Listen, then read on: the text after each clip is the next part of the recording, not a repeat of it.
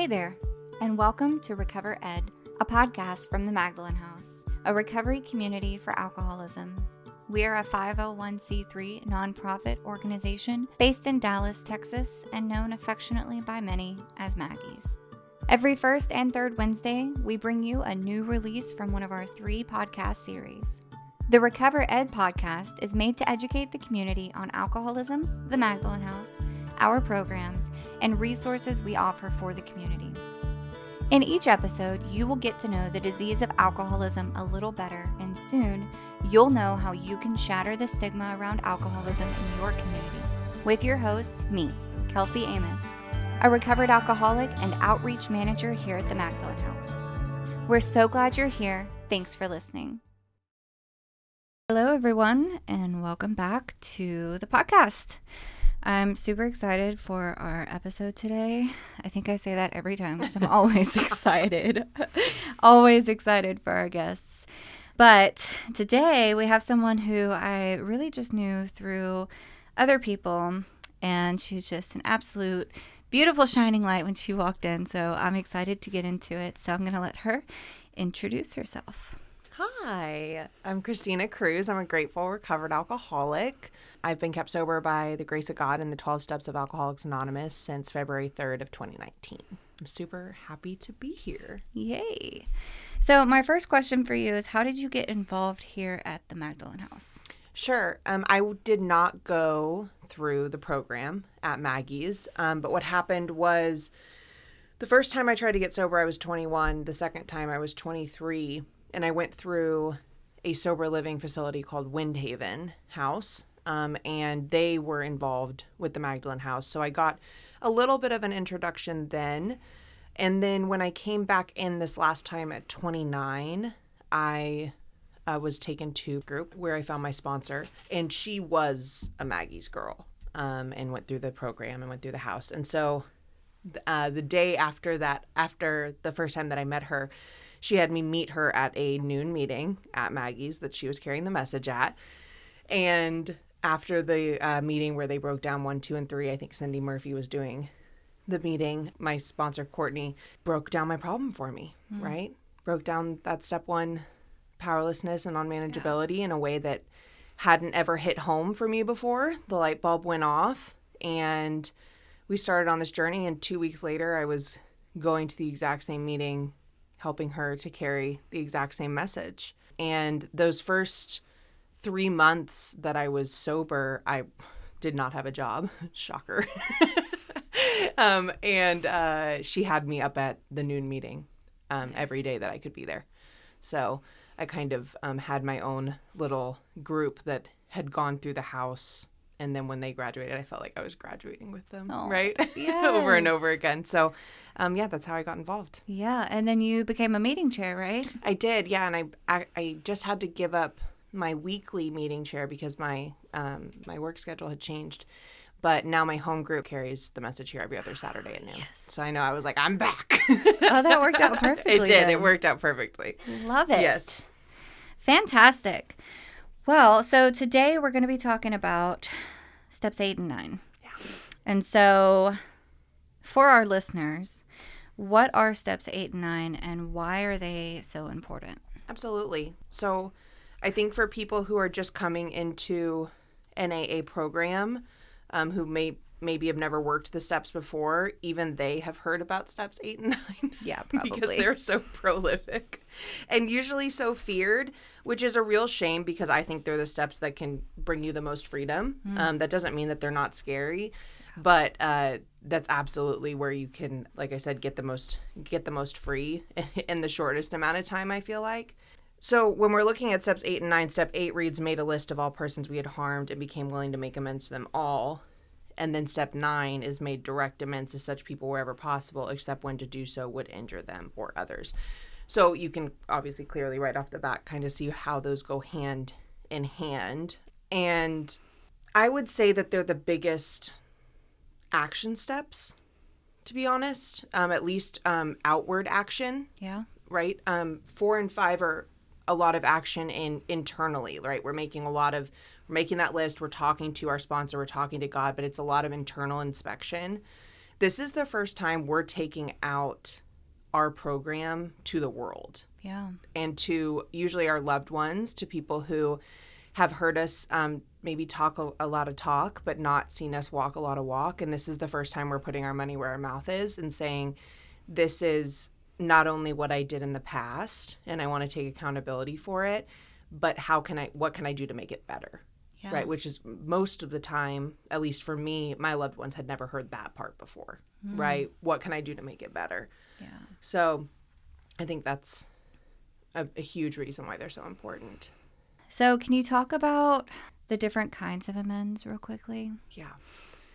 So there's quite a few, and they go through in a lot of detail for some of them in the book, like money amends, legal amends, right?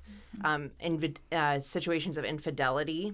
And those three especially, I mean, the amends process as a whole, I think should be so sponsorship heavy that Yes. it's kind of crazy. Like your sponsor needs to have their hand in so much of this, obviously God as well, but there's so many, in almost every relationship that we're dealing with, there's such history that we really need another opinion, right? It tells us that a self-appraisal is insufficient. That's not just talking about our fourth and fifth step. That's absolutely talking about our amends process too. I cannot decide by myself if it's okay for me to approach someone, right? Yes. Because I need to check my motives. I need to make sure that there's not more harm being done. I also can't decide if that harm being done, like, is a sufficient enough reason to not make that amends. Gotcha. If that makes sense. Yeah. I need an outside opinion on that. Absolutely. So when we're looking especially at those money amends, those legal amends, which I think are pretty self-explanatory, infidelity, pretty self-explanatory of what type of amends that means, you need an outside opinion on how to approach those. And it doesn't mean that they're not going to be made. It also doesn't mean that they necessarily are. I think sometimes whenever we're writing down our fourth step, we get really hung up on which one of these people am I going to have to approach, right? Yeah. And not every single one of them is going to be one that your sponsor's like, yeah, tomorrow you need to go out to them, right? You're going to decide together and with God's help which people are the ones you should approach immediately, which ones you should approach later, and which ones you should never, ever, ever approach. Right. Yeah. Right? Because they've made it clear Yes. that they never want to hear from you. So yeah, those, and then obviously they also talk about, going to your enemy, which can be some of the most beneficial amends. Often who we consider or think of as our enemy, we were never theirs, right? We've built up this enemy in our mind and decided that they had something against us that maybe they never did. That was often the case for me. Turns out people usually weren't thinking about me. So Funny how that works. Exactly. So yeah, and then you have obviously the the family amends, which can be just as hard to go to sometimes as the enemy, but just as, if not more, rewarding. So Absolutely. yeah. So do you have any experience with being afraid to make certain amends? Every single one. What did that look like for you? Yeah. I think in step 8, it talks about in the book, if we're not willing to make those amends, to pray until that willingness comes. I think we need to differentiate between willingness and fear in that situation. Yeah. I think often fear, we automatically think that means I don't want to do it. Whereas sometimes that just means that it's important to us, right? I'm afraid of messing it up. But it also means I'm not trusting God with the outcome, right? So being willing is a completely different thing.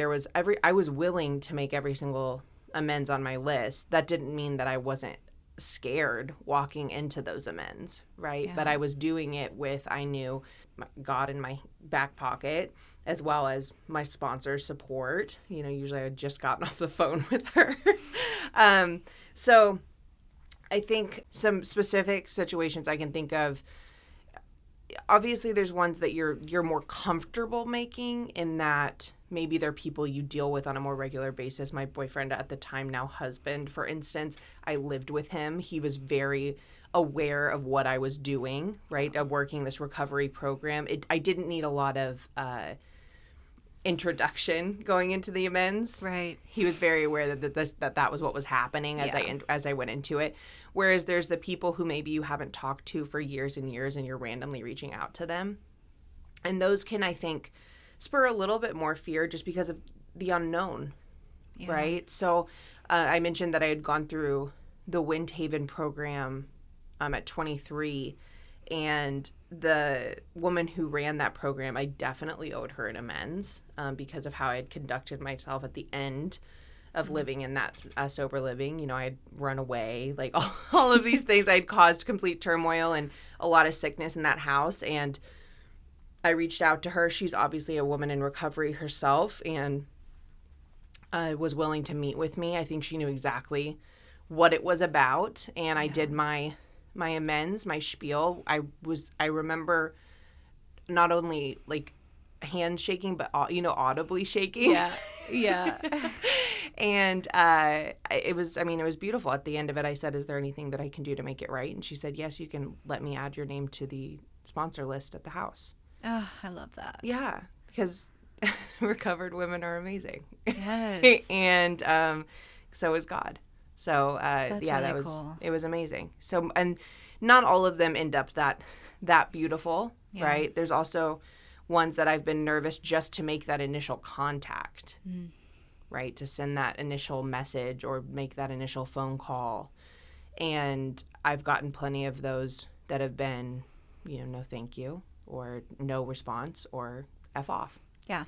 But I made my attempt. Yeah. I love that. Okay, so you mentioned like money or financial amends. What's your experience with that? Because I think that's something that scares a lot of people, especially when they're newly sober and they don't have a job, they don't have anything. Absolutely. All that jazz. So what did that look like for you? So I'll be honest, I didn't have a ton of experience with needing to make financial amends. I was in a situation where the people, unfortunately, that I had stolen from the most were probably my parents. And they did not request those finances be paid back, which was a gracious gift. I've made amends to them financially by not ever taking or asking for money from them ever again. Yeah. Right? Yeah. But when it comes to those financial amends, I think it's so much more important to show up with what you have rather than to overpromise and underdeliver. Whenever I am sponsoring women who have financial amends, which is many of them, I usually consult with my sponsor because she had experience with it. And as a lot of women will tell you, even if it's $5 a week or $5 a paycheck that you can make to contribute to that financial amends, then that's what you give. The important part is, yes, making that initial contact. Yes, making that initial step to saying, I want to pay this back because it's your money and not mine. Yes, right? I'm returning. I'm so glad you said that. That's what my sponsor told me. She's like, it's not your money. No, I'm returning your money. Right. It's the same as any other belonging. Yeah. And yes, that's important to make those initial contacts in order to do that. But what's even more important in some cases is the follow through. Right. If I go to you and say, sorry, I broke your windshield, right? But I don't make any follow up to actually pay for that windshield to be fixed, then it was just another empty apology that I've given a million times, right?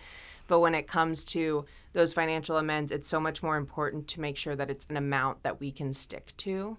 And obviously that's easier said in personal situations when it's with friends, family, even just acquaintances. When it comes to institutions, though, they're so much more willing to work with people like us than we give them credit for. If you explain your situation and explain what you can do, they want their money back. Right. They don't.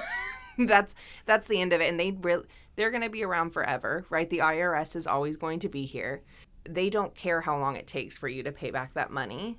Mm-hmm. And if it's $100 a month, right, or whatever you can do, they'll take it. Yes. I promise. Just reach out to them and communicate. Communication, I think, is probably the takeaway from monetary amends. Absolutely. Are you an alcoholic woman in recovery seeking connection? Maggie's Women's Group is a fellowship group for women in recovery to build friendships and connect at the Magdalen House. Maggie's Women's Group is open to any alcoholic woman in recovery, not just for First Step and Next Step alumna. To learn more about our community groups and connect with us on Facebook, click the Get Involved tab at magdalenhouse.org. So we've been talking about amends. And you mentioned an empty apology. Can you explain the difference between an apology and amends? Absolutely. I think most alcoholics, was a PhD at apologies.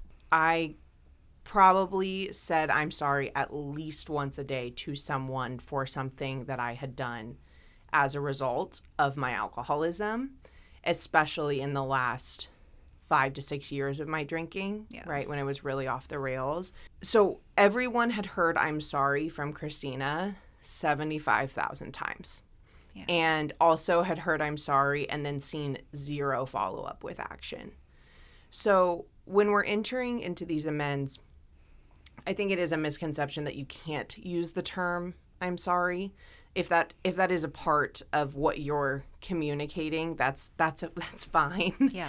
What's more important is that we're communicating the regret that we feel for our actions and taking accountability for these character defects that have shown up in our relationships over and over again.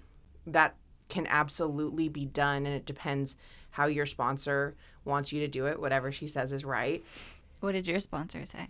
When she had me do my amends, I was apologizing or taking accountability for broader character defects and demonstrations of those character defects in relationships rather than sitting and listing everything I had ever done to a person. Gotcha. If that makes sense. Yeah. Which some of that came in as well. There was definitely instances with certain members that are certain people that I was going to where I did have to talk about specific instances. I think the situation we can get into there is sometimes we're bringing up things they aren't mad about, right? Yeah. They aren't mad about, they don't remember, they didn't know about, okay? And so you just have to be careful, especially when you're talking about relationships like, I think specifically like parents or siblings. These are relationships that have spanned 35 years. Yeah. And how do you sit? It would have taken 3 hours for me to list every wrongdoing that I had ever done to my mom. And so me taking accountability for the dishonesty, manipulation, selfishness, and self-centeredness that I had displayed in our relationship, and then highlighting a couple of examples of those traits was much more efficient is the wrong word, but it is. It's much more efficient so that because the amends at the end of the day isn't about me. It's not about me sitting there with the Christina hour going through my monologue of look how well I'm doing and look how well I'm taking accountability. It's me taking accountability for the things that I truly believe hurt them and then asking, did I leave anything out? Is there anything that I can do to make it right? So I think that's the difference between an apology and an amends. Is an apology has no action behind it or no even thought of action.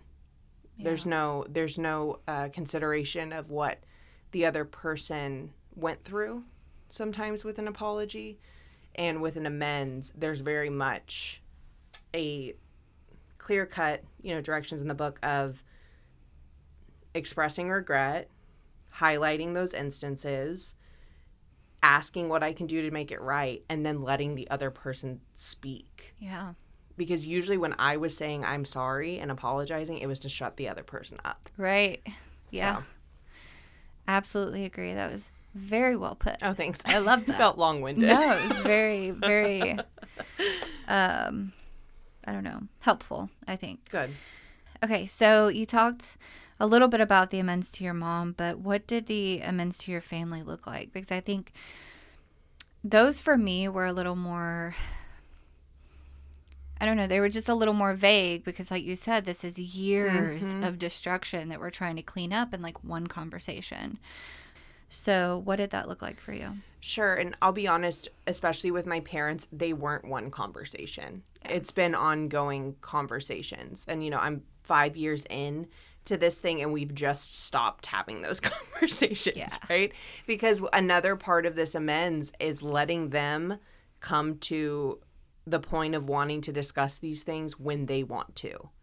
Okay, so I can approach with that amends in the first, right, mine was in the first 2 weeks of my being recovered, or my working the steps, and they weren't, you could see emotional, they didn't have the emotional bandwidth to discuss these things yet. Gotcha. I was also a part of an outpatient program that did what's called like a family weekend, and they were very AA based, but it kind of set you up for a time to make amends, if that makes sense. Yeah. It set you up for that time that was focused on sitting face to face, talking these things through.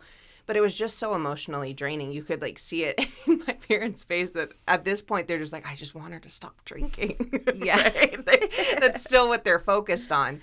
Whereas a month down the road, a year down the road, 2 years down the road, they have time to really digest, oh, this seems to be sticking. Maybe it's an okay time to talk about some of these things that before we were maybe afraid to bring up because we thought we would quote unquote trigger Christina. Gotcha. And now we know that that's not a real thing. Yeah. Right? Because she's taken the time to educate us on the program. So there's those. And then, for instance, my sister's 8 years younger than me. And I tell this story often when I tell my own story, just because it's one of those amends that stuck out to me. She was 8 years younger than me. So she was in those pivotal early teen years when I was really just getting ramped up and getting started. So she really watched the slow and sometimes fast downfall of my alcoholism. And when I approached her to make amends this time, I also mentioned I'd been in the program at 21 and 23. So my family had also heard amends before. Gotcha. So there's that element. Yeah. And this time I approached her for the amends, and I got into the, as you know, I'm going through this program and I want to, communicate to you how much I regret. And I got the word regret out. And she said, just stop. She said, just be better. And I was like, okay, and that was it. Right. And I've never reapproached her for that. Our relationship's amazing today. Yeah. But that she answered in 2 seconds what I could do to make it better for her, which was be better. And obviously I can't make that promise to anyone, let alone myself. I can only continue to do 10, 11, and 12, and that became part of that amends. I love that so much. Yes. What does the relationship with your parents look like today? It's great, which is not something I'd ever thought I would say. Yeah. Not only because of what I had done to them, but because of what I thought.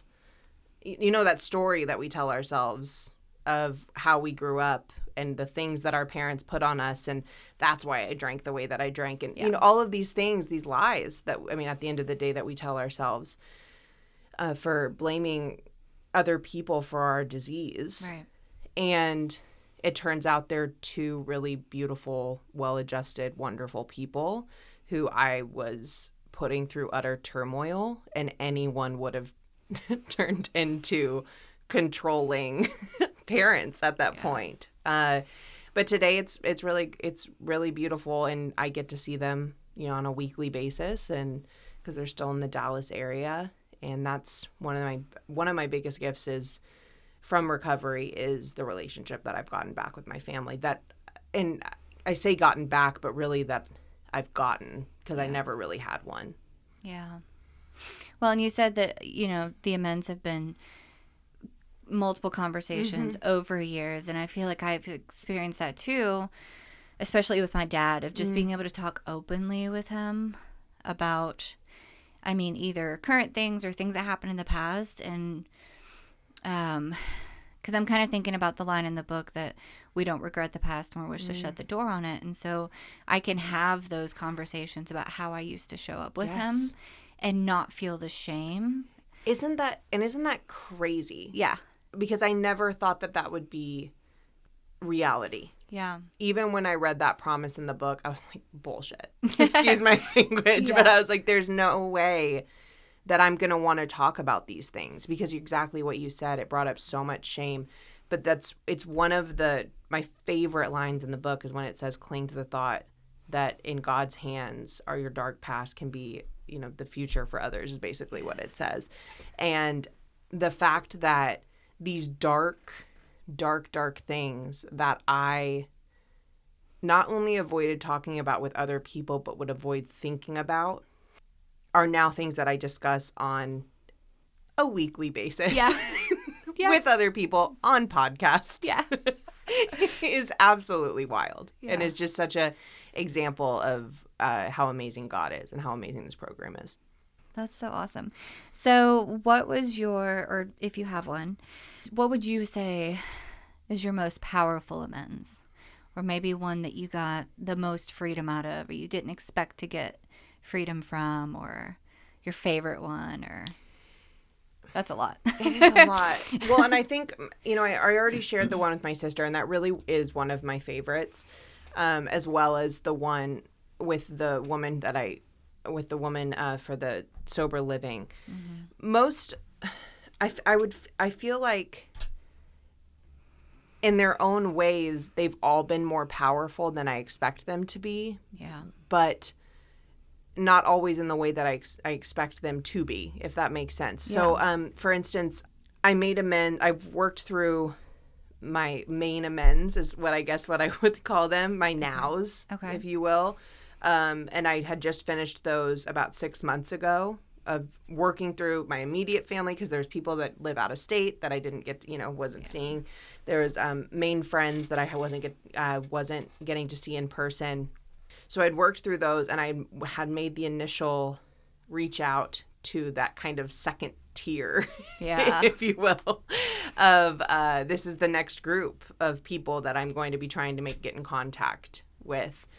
And I think even the way that I just said that makes it seem like they're less important amends. And that's kind of how I think I had classified them in my mind, which is judgmental and wrong of me. But God immediately proved me wrong by the first two of them being very emotional with people that I didn't think I had that much of an impact on. There was a girl that I had gone to 1 year of college with that I was very aware that in our friendship I had just shown up the wrong way. And we had not talked in 12 years. And I had no idea that she was still so hurt by it. And there's also been instances of the exact opposite, where someone, I think I had a really big impact on someone's life, and they're probably still heartbroken. And they're like, oh, I don't even remember you doing that. Right. So it's just, I think it's more powerful just to learn, again, going back to that story we tell ourselves, how false it is. Right.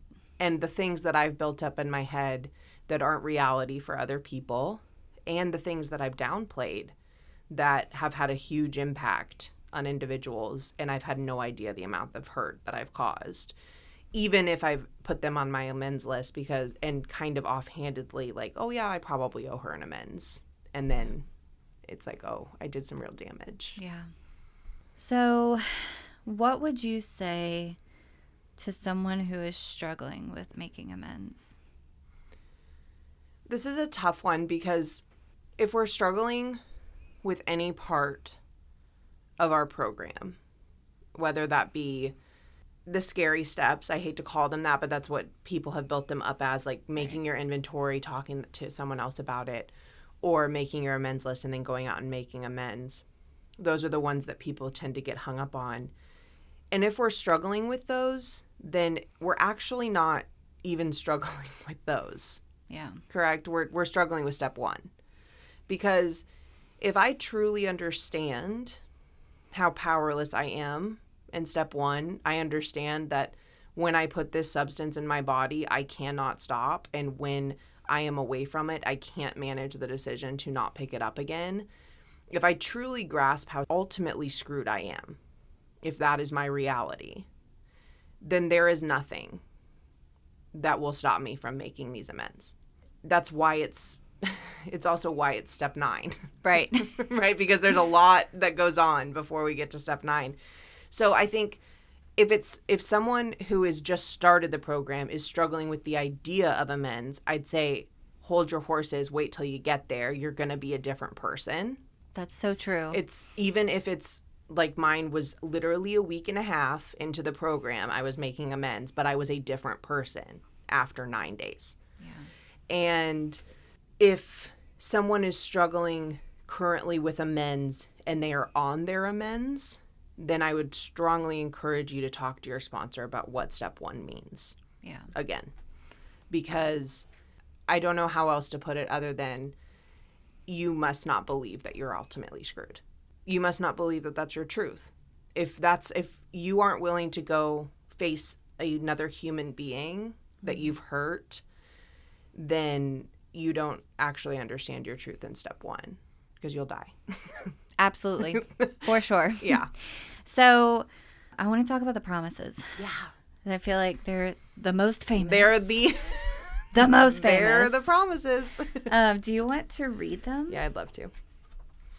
They are beautiful. And I really love-hate relationships, the wrong term.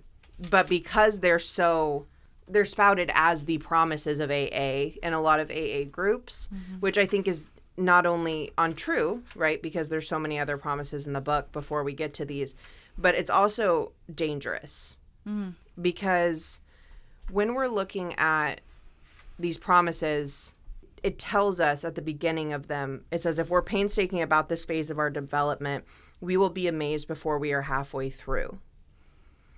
It's not talking about the program. It's talking about halfway through my amends. Right. It's talking about this step. Yeah. So we'll be amazed before we're halfway through. We're going to know a new freedom and a new happiness. We will not regret the past nor wish to shut the door on it. We will comprehend the word serenity and we will know peace.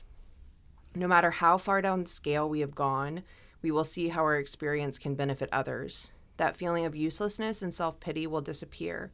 We will lose interest in selfish things and gain interest in our fellows.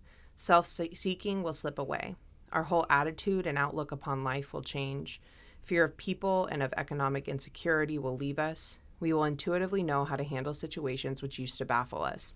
We will suddenly realize that God is doing for us what we could not do for ourselves. The part after that everybody always reads are these extravagant promises we think not. They are being fulfilled among us, sometimes quickly, sometimes slowly. They will always materialize if we work for them. And what my sponsor told me is that sometimes quickly, sometimes slowly depends on how fast you work your amends. Yeah. That's a good point. Yeah. So just from talking to you, it sounds like those have come true for you. Absolutely. Did you think they would? No. Yeah. I don't know if I could comprehend them. Yeah. A lot of people, when they've become recovered, talk about how AA gave them their life back. I didn't have a life that I wanted to go back to. Yeah. I had started drinking at 15 and wasn't drinking every day, but drank pretty alcoholically from the beginning. I drank to get drunk. And that became my main goal for a really long time. And so during those main, ages of development where you're supposed to be building your life and what that life looks like, I wasn't doing it. Right. And so my relationships were a mess. They didn't really have any foundation to stand on. And as I mentioned already, I was unemployed. I was spiritually sick. I definitely had the mental and the physical disease as well. And so this idea of wanting to go back to that or wanting my life back wasn't something that I understood. And so a lot of these promises, most of the promises in the book talk about freedom, talk about happiness, talk about peace and serenity. Yeah. These were words that I had no attachment to. I didn't understand how those felt. Happiness was something that I understood on a very surface level, and that was usually associated with drinking. Yeah. And freedom and peace were something I knew nothing about. But I think when it says our whole attitude and outlook upon life will change, that's not what I came to do. And so when I read that on the wall, I was like, well, I don't want everything to change, right? Yeah. I thought that I wanted some things to stay the same. And I ultimately had come to stop drinking. So I was like, why are we talking about this psychic change? I don't understand. That sounds really scary. Yeah. But when it happens and that shifting happens, I mean, there's nothing like it. And it truly does change your entire attitude and outlook upon life. And if you don't have a life that you want to go back to, I promise that this program will rebuild a new one. It's cool to watch it happen in someone else too. Like, that's my favorite part. 100%. Well, the program is designed beautifully and geniusly in that way. You know, we quickly go from 9 and continuing to clean up that past into 10, 11, and 12 while we're continuing to work on our own past cleanup, right? And so when we move into 10, 11, and 12 and we're pushed into working with others and practicing these principles in all of our affairs, but only if we stay clean in 10, and stay close to God in 11, we're given like you said, the ultimate gift of watching these things happen in real time. And we're reminded every single time of our step 1 experience, of why step 3 is so important, of someone else's faith. And so I think obviously that's one of the most beautiful things to see, but it's also why working with others can keep you sober when nothing else can. Right. Yeah. Because it's reminding me of my journey every step of the way. Absolutely.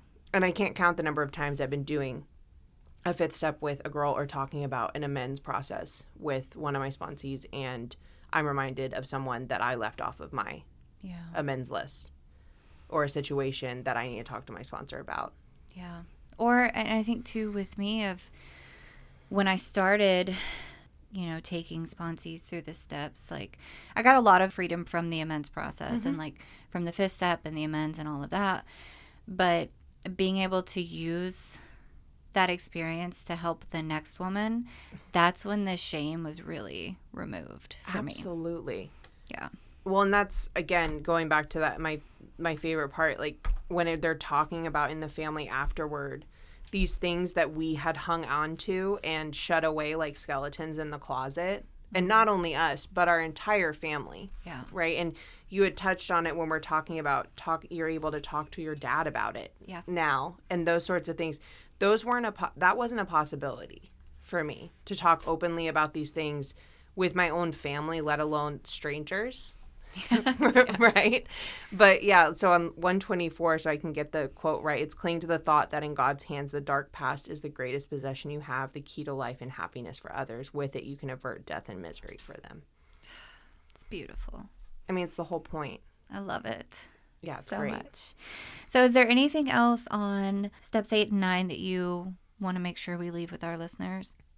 Yes, there is. I think we need to remember the point of the amends process is not to, even though, yes, as we're sitting here talking about it and how much freedom you get and how great you feel after you make an amends, despite how nervous you are, the amends are not to make you feel better, right? They're not for my own personal fulfillment. They're so that I can be of better help and service to God and to God's kids. Right. And I can't do that if I'm walking around ducking when I see certain people, or hiding because of my past, or feeling shame and guilt.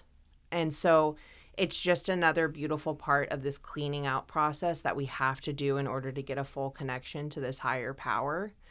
And if you skip it or try to work your way around it, it's not going to work. Yeah. You're not going to get the promises, and you'll also miss out on, as I said from the beginning, I think one of the most freeing parts of this program. But I think sometimes we get lost in, oh, this feels so good. Yeah. You don't always leave an amends feeling good. There's times that you leave feeling just as crappy about the situation because they brought up things that you had forgotten about, or you did in a blackout or whatever it was. But if you can remind yourself that, okay, but that's not why I'm doing this, right? I'm doing this for my ultimate purpose, which is to fit myself to be more useful and helpful to others and to God. So, yeah, I think that's what I'd like to say. Beautiful. This has been fantastic. So is there anything that you want our listeners to know specifically about the Magdalen House? I mean, just get here if you haven't gotten here. And if you have been coming, keep coming. Get involved in the Magdalen House. There's so many different ways to do so. And I honestly can't think of a more inclusive and rewarding community than the group of women that are here. Awesome. Well, for our listeners, thank you guys so much for tuning in, and we will see you on the next episode.